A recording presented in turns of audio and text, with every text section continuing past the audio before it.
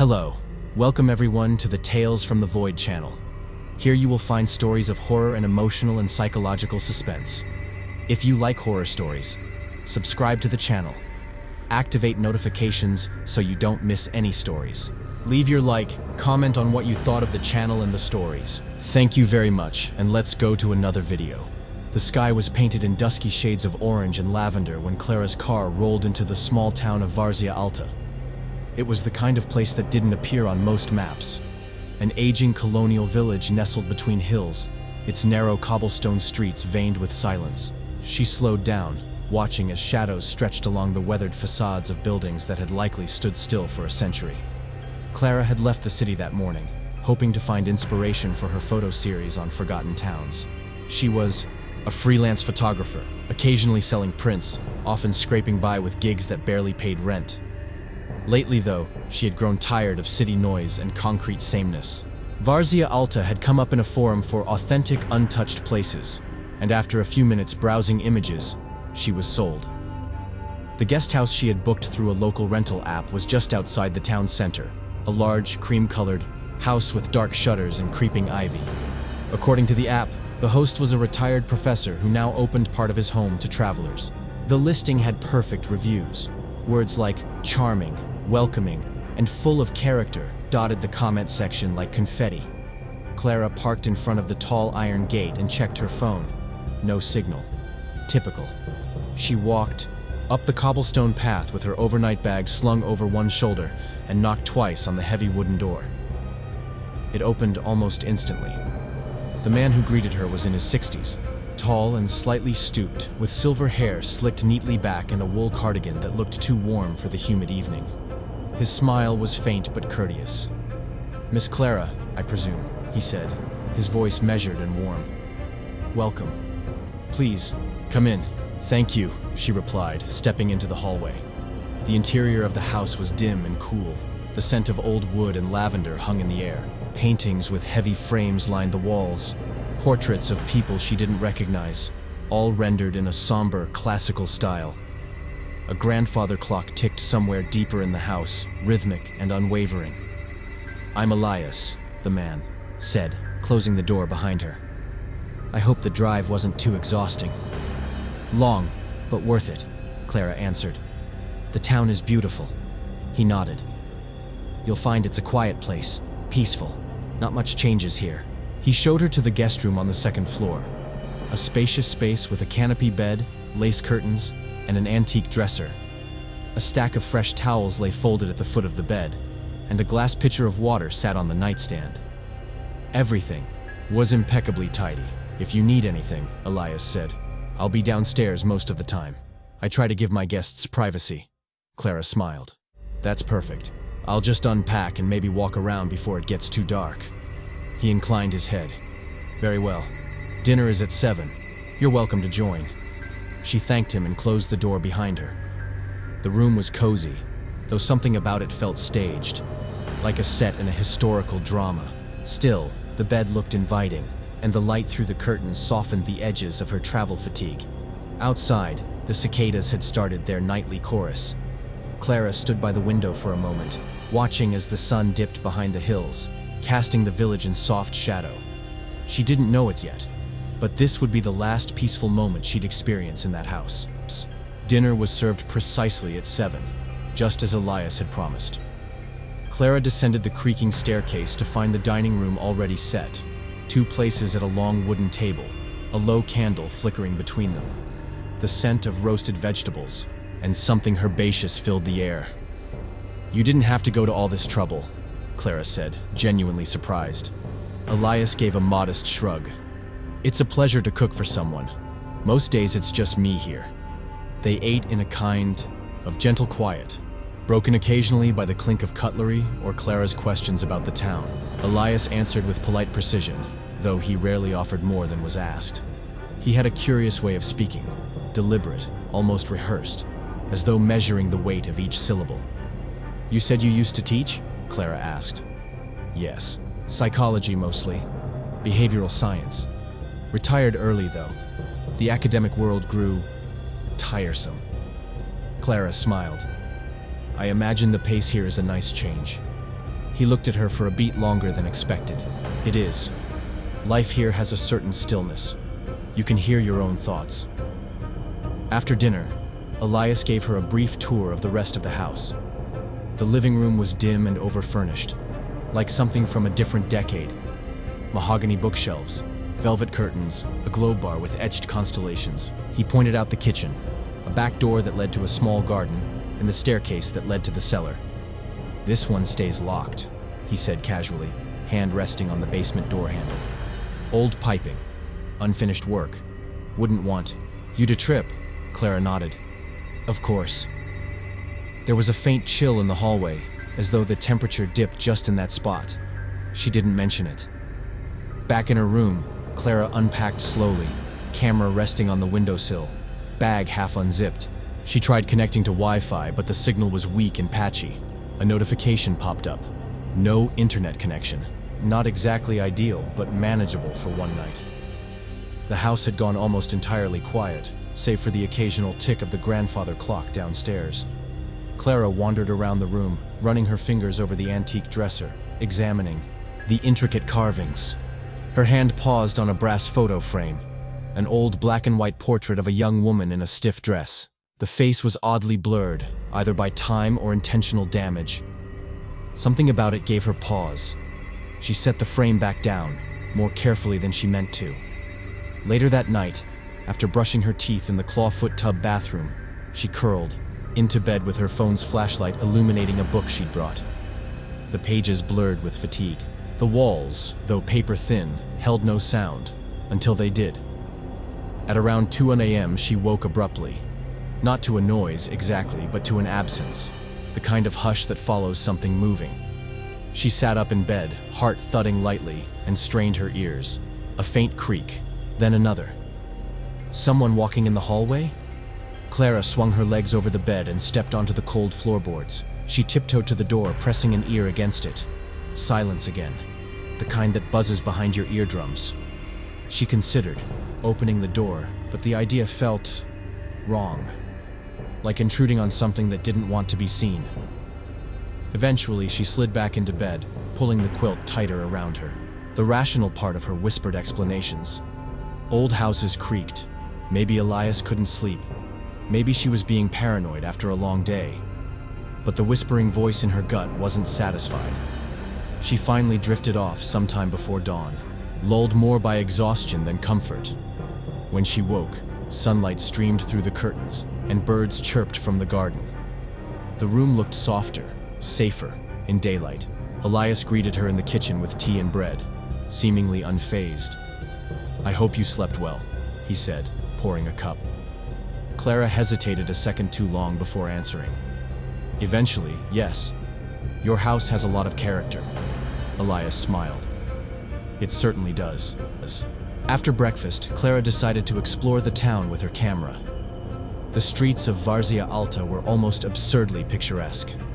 Stone facades draped with vines, faded storefronts with hand-painted signs, a small fountain at the center where old men played dominoes in the sun. The pace of life was tranquil, as though the town itself had never quite caught up with the rest of the world. She snapped a few shots of the fountain, then wandered through a narrow alley lined with hanging laundry and blooming flower boxes. Yet even outside, something about the air felt heavy. Locals greeted her politely but distantly. A few gave her curious looks that lingered a touch too long. By early afternoon, Clara had taken nearly 24 photos and filled a page in her journal with notes. But instead of feeling fulfilled, she had a lingering itch at the back of her mind, like she'd missed something, or something was watching her. Back at the house, the front door creaked open under her touch. She stepped into the foyer and called out, "Elias!" No answer. She climbed the stairs, her steps muffled by the rug that ran along the length of the hallway. At the top, she noticed a faint scratching sound. She paused. It was coming from the end of the hall, the room Elias had said was for storage. The door was closed, but she could see a sliver of light beneath it. She leaned in, listening more closely.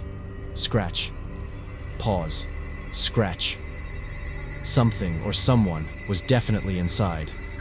Clara backed away quietly, her breath caught in her throat. She told herself it was probably a raccoon or a cat trapped inside, though the door had been locked the night before. She returned to her room and waited. Eventually, she heard the front door open and Elias's voice echoing faintly from downstairs. When she ventured out, he was in the living room, flipping through an old book. "Had a good walk?" he asked without looking up. "Yeah," Clara said, forcing a casual tone. "The town is lovely, peaceful. It has its charm," he murmured. She hesitated, then ventured, "Hey, is there an animal in that storage room upstairs? I thought I heard scratching earlier." Elias looked up slowly.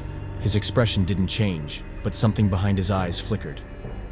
"No animals here," he said after a pause. "Probably the wind. Old houses tend to groan." She nodded, pretending to buy it. But she couldn't shake the impression that he was lying. Later that afternoon, while Elias worked in the garden, Clara wandered the upstairs hallway again. She passed the locked room and noticed something she hadn't before. Faint scratches on the door frame, about waist high, like fingernails. She didn't want to touch them. In her room, she examined the other decorations more closely. She'd barely noticed the details the night before. Photographs of somber-faced people, all black and white, all eerily expressionless. One frame had no photo at all, just a square of discolored paper and the remnants of adhesive where the picture had been removed. That evening, Elias suggested they dine outside. The sun was low in the sky, bathing the garden in gold. Vines climbed the fences, and clay pots overflowed with herbs. He had prepared a light soup and bread, served with red wine that smelled metallic. "I have to say," Clara said cautiously, "your house, it's beautiful, but it's full of strange little details." "Strange?" Elias lifted an eyebrow. She smiled awkwardly. "Just quirky things. The old photos, the scratches on the door, the mirror in the hallway that's turned around. Most people hang mirrors to reflect." He chuckled, though the sound was hollow. "Ah, that. Just a bit of superstition. Some things are better unseen." The words sat uncomfortably between them. That night, sleep didn't come easily. The scratching didn't return, but other things did. A soft thump from the floor below, the faint sound of something being dragged across wood. Once, a door creaked open, then shut. Clara sat up in bed, clutching her phone like a lifeline despite the useless signal. She turned on the flashlight and swept the beam across the room. Nothing. Still, she couldn't shake the sense that something in the house was awake. She eventually drifted off, wrapped tightly in the sheets like armor. When she awoke, the house was already bright, and a faint smell of lavender drifted through the air. Downstairs, Elias was waiting, as calm and composed as ever. "You look tired," he remarked, pouring tea. "Bad dreams?" Clara stirred her drink and gave him a tight smile. "Something like that." He didn't press her, but as she lifted the cup to her lips, she noticed a photo on the shelf behind him. A woman who looked startlingly familiar. It took her a second to realize it was her own face. Not the clothes she was wearing now, but a past version, a different hairstyle, maybe a few years ago. The picture was in black and white, just like the others. She blinked. When she looked again, the photo was gone. The morning passed in a haze. Clara found herself avoiding the mirror in the hallway, the one Elias claimed was turned for superstition. It now seemed like it was hiding something, or shielding someone. She no longer found charm in the house's quirks. Everything felt curated, deliberate, as though designed to distract from something far more sinister beneath. Elias suggested tea in the library after lunch. Clara hesitated, but accepted. She wanted to observe him, to maybe ask questions without sounding accusatory. Besides, she needed to confirm what she had seen that morning. The photo, her photo, had shaken her deeply. The library was a room of heavy drapes and shadows. Books lined the shelves in meticulous order, sorted not by title or author, but by subject. Criminology, forensic psychology, abnormal behavior. She glanced over the spines, titles like The Silent Mind, Patterns of the Predator, Faces of Evil. "You have quite the collection," she said. "I suppose I never let go of my academic habits," Elias replied. handing her a cup of dark tea. Understanding the human mind? It's a lifelong endeavor. Clara sipped cautiously. The tea was bitter. Your books lean toward the macabre, she said, managing a smile. Serial killers, mostly. Any particular reason? Elias leaned back in his chair, folding his hands in his lap. Not fascination, understanding. There is a difference. Of course, Clara said. But you talk about them so dispassionately. He considered her, his gaze steady. Dispassion allows clarity, emotions, especially fear. Cloud, judgment. Clara shifted in her seat, heart thudding. Have you ever met someone like that? Someone truly dangerous? Elias smiled faintly. I've studied enough cases to know that danger rarely wears a monstrous face. Often it's polite, friendly, even charming. There was a pause. Clara's throat went dry. What do you think? Drives someone to become that kind of person? She asked. Elias took a moment before answering. Sometimes trauma, sometimes impulse, but more often, control. It's about rewriting power, dominating what once dominated them. That's why the patterns matter. She nodded slowly, unsure whether she was interviewing him or being interviewed. People often imagine killers as wild, rabid things, he went on. But in reality, they're meticulous, routine-based. They select, stalk, calculate. And above all, they blend in. That's how they endure. Clara forced a laugh. Sounds like something out of a documentary. Elias chuckled softly. Documentaries always miss the quiet details. The real horror isn't in what you see. It's in what you don't notice until it's too late. She didn't reply. Later, that afternoon, while he napped in the parlor, Clara crept back to the shelf in the hallway. She scanned each photo carefully. The one she'd seen, her own face, was no longer there. Had it ever been? She began doubting herself. Yet the arrangement of photos still unsettled her. All women. All about her age. Different styles, different eras. None smiling. That night, Elias didn't join her for dinner. A note in his handwriting was left by the kitchen. Had to step out for an errand. Help yourself to what you need. Sleep well. She did not sleep well. Somewhere around 3 a.m., the scratching returned. This time louder, more rhythmic. As if someone was clawing, not at the door, but at the floor itself. Clara sat upright, every muscle tense. She crossed the room and placed her ear against the wooden floorboards. The sound was definitely beneath her. She grabbed her flashlight, pulled on a sweater, and crept into the hallway. The air was dense, as if the walls were holding their breath. She passed the storage room, still locked, and made her way downstairs. The basement door stood ajar. Her breath caught. That door had always been locked. A soft creaking sound drifted from below. She stood frozen for a moment, then reached out and gently pushed the door open wider. Cold, damp air wafted up to meet her. At the top of the stairs, she hesitated. Her flashlight trembled in her hand, and then she heard it. A voice, a whisper, hoarse and faint. Help! Clara staggered back, heart pounding in her ears. She shut the basement door slowly, quietly, and ran back upstairs, locking herself in her room. The voice haunted her the rest of the night. The morning light did nothing to soothe Clara's nerves. She barely touched the toast she made herself in the kitchen. Elias was nowhere to be seen. His car was gone from the driveway. She told herself that was a relief, but it only raised more questions. The voice, the scratches, the missing photo. And now, the basement door, left ajar like an invitation or a warning. She waited until the house had settled into its stillness again before moving. She took her camera, less for documentation, more for comfort. Something about having it in her hands grounded her. The basement door opened with a low groan. Cool air poured up the steps, thick with mildew and dust. The smell was old and wrong, like damp stone mixed with something metallic beneath. Clara descended carefully, her flashlight beam slicing through the darkness. The staircase was narrow and steep.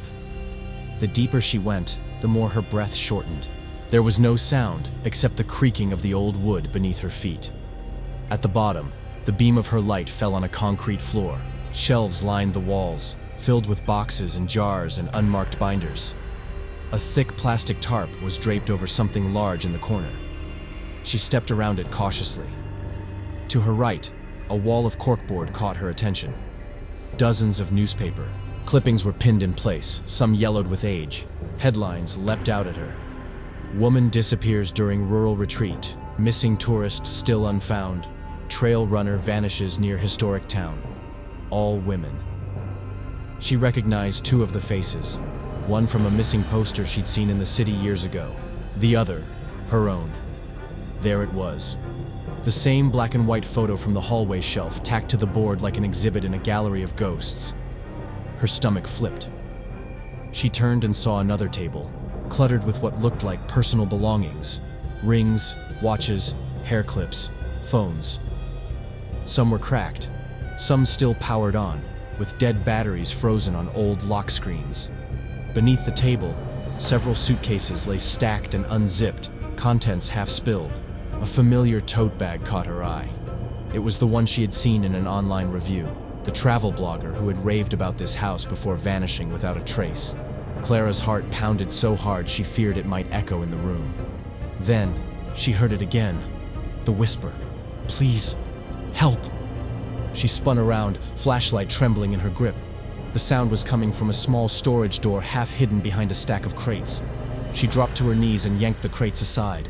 The door was metal, reinforced with a single latch. She hesitated, then flipped it open. Inside was a crawl space, and someone was there. A woman, pale, shaking, her face gaunt and streaked with grime. Her hands were tied, wrists raw and red. She blinked against the light, too weak to speak. Clara crawled halfway in, whispering, "It's okay. I'm going to get you out." She pulled at the ropes, fingers fumbling. They were tight, dug in like they'd been there for days. Finally, one knot gave way, then another. The woman collapsed forward with a faint sob. Footsteps, upstairs. Clara's body went cold. The front door had creaked open. A familiar, unhurried stride followed. Elias was back. Clara whispered, "Don't make a sound," then pulled the crawlspace door shut again, just enough to hide them. They waited. The footsteps moved through the hallway, then paused above the basement entrance. The old floor groaned under his weight. The basement door didn't open. Not yet. Instead, Clara heard the click of the living room clock, ticking steadily above them. She looked down at the woman in her arms. Her breathing was shallow, eyes wide with fear. Clara whispered again, "I'll get help, I promise." She crawled from the space and scanned the room one last time. Near the table was a crowbar. She grabbed it, slipped it into her coat, and crept back up the stairs as quietly as she could. To her surprise, the door was still ajar. She peered out. Elias wasn't in the kitchen or the living room. She tiptoed toward the front door, barely breathing. Then, his voice, suddenly behind her. "You went downstairs, didn't you?" Clara spun, crowbar raised. Elias stood there, eyes calm but unreadable. "I told you not to," he said, almost sadly. "Now you've made everything messy." Clara backed toward the door. Her fingers found the knob. He took a step forward. She didn't wait. She flung the door open and ran. The sun was blinding. The gravel crunched beneath her feet as she sprinted down the path into the road, screaming for help, for anyone. Behind her, the house loomed silent, but now she knew what it was and who he was. The gravel burned beneath Clara's feet as she ran, lungs raw with cold air. Her legs ached, her vision blurred, but she didn't dare stop. Not until she reached the edge of the road, not until she put distance between herself and that house, that facade of charm, now stripped to its bones. She reached a bend where a dirt path veered into a wooded patch. No sign of life, no cars, no open doors, just the distant hum of wind through trees and the echo of her own heartbeat. And then, impossibly, a voice called from behind her. "Clara." It wasn't loud. It didn't need to be. She turned instinctively.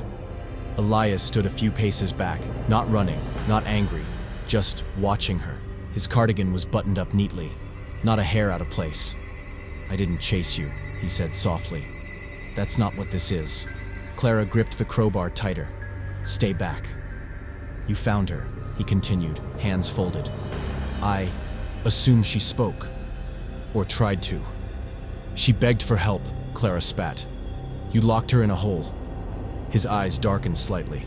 She was unstable. I helped her, actually. Gave her shelter when no one else would. Don't lie. I'm not lying, he said, and there was something disturbingly sincere in his tone. You think this is evil, but you don't understand what I'm doing, what I've built here. Clara took a shaky step backward. You collect women like exhibits. I observe patterns, Elias said, voice unwavering. I don't kill for pleasure, Clara. I kill for insight, to understand what drives people to ignore their own survival instincts. You all come here willingly. You stay. You don't question what doesn't make sense.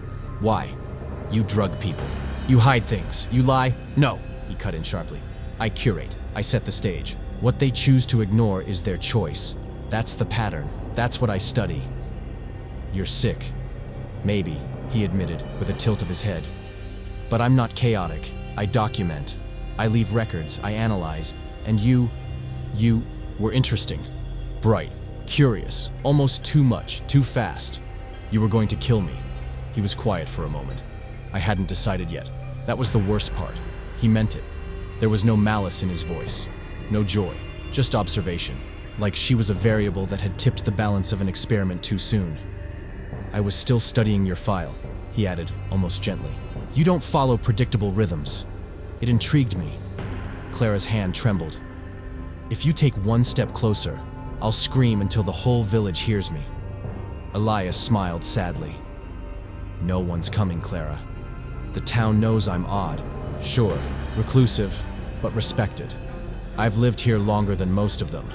You're just another stranger passing through. A chill slid down her spine. She turned and bolted again, this time without looking back. She ran until her legs nearly buckled, until the road widened into paved path. A small truck rumbled in the distance, real, alive, moving. Clara staggered into its path, waving her arms. The driver braked, startled, then leapt out when he saw her shaking. She didn't remember what she said, only fragments. Words like help, trapped, killer, basement. The man looked at her with horror, then pulled out his phone. Behind them, the house had vanished from view. But not from her mind. Not from the hollow space he had carved in her. The police arrived within 15 minutes. Clara sat in the truck's passenger seat, wrapped in a wool blanket the driver had found behind his seat. Her hands wouldn't stop trembling, and her throat felt scraped raw from adrenaline and dry air. She tried to stay coherent, tried to explain what she saw, what she heard, but her words spilled out like fractured glass. 2 squad cars pulled up, lights flashing in the afternoon light. A local officer, young and tight-jawed, approached her first. You said someone's trapped? Clara nodded violently. In the basement. She's still alive. And there are things. You have to see it for yourself. The officers exchanged a quick glance. The young one gestured to his partner, and they moved with trained calm toward the house.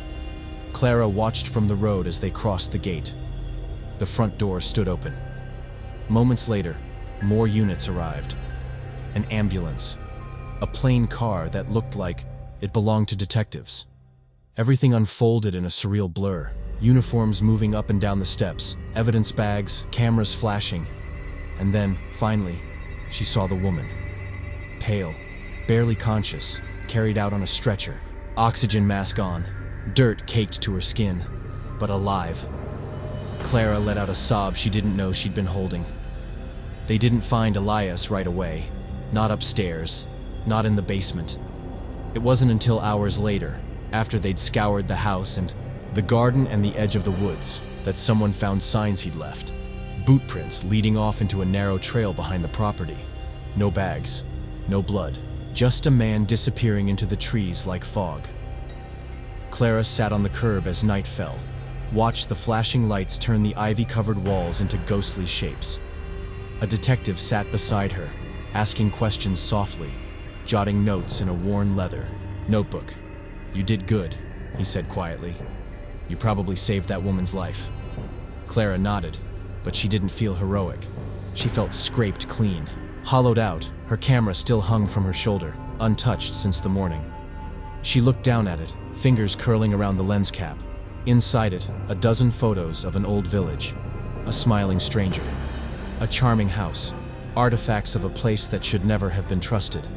3 weeks later, Clara stood in her apartment, staring at a framed photograph on her wall. It was one of the shots from Varzea Alta, an alleyway kissed by late afternoon sun, linen sheets flapping like silent flags between old stone buildings. To anyone else, it was beautiful, serene. But Clara knew what hid just outside the frame. The news cycle had moved on. Authorities never located Elias. The town claimed to know little, though Clara suspected some had chosen silence over suspicion long ago. The woman rescued from the basement, her name was Teresa, had begun her recovery in a hospital under a different name. Clara sent flowers, but didn't expect a reply. She hadn't touched her camera since coming home. She couldn't. Some nights she still heard scratching behind the walls. In dreams, the house returned. Not just as wood and brick, but as a presence. Watching. Waiting. The worst part wasn't what she saw. It was what she almost didn't. The things she'd dismissed. The details that had felt off, but not urgent. How easily comfort dulled instinct. How politeness cloaked danger. The patterns Elias had studied. They weren't in the victims. They were in all of them. In her. She sat at her desk and opened her journal. The pages were half full, memories scattered in her careful handwriting. Below the last entry, she scribbled a single line. Trust your dread. Then she closed the book, stood, and finally, after weeks, reached for her camera. It was time to take new photos. Not to forget, but to remember. To look at the world, now. With the lens sharpened not just by light, but by everything it failed to show. If you like this story, subscribe to the channel, activate notifications, leave your like, and see you in the next video.